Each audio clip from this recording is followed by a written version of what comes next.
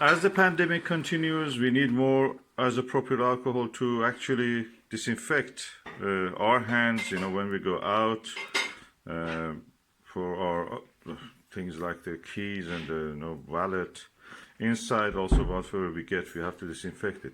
Isopropyl alcohol is a good thing. It is known also as the rubbing alcohol. So I've got 2 packs of it now. Let's open and see what is inside and show you the brand and how it looks.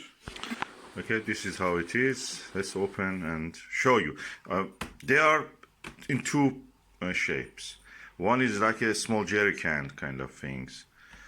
They are very difficult to pour, decant from them because they just spill. These ones are better because they're just normal shape of a bottle, and they have a narrow opening that you can just empty. So I'll show you. Okay, let's see. Oh, this is reverse upside down. Okay.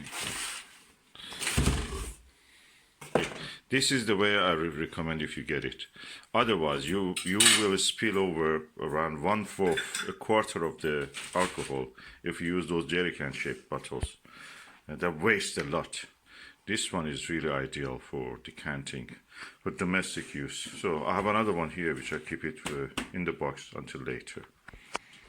Okay, as you can see, easily decanted into these spray bottles, and I recommend you get the ones which comes in this bottle.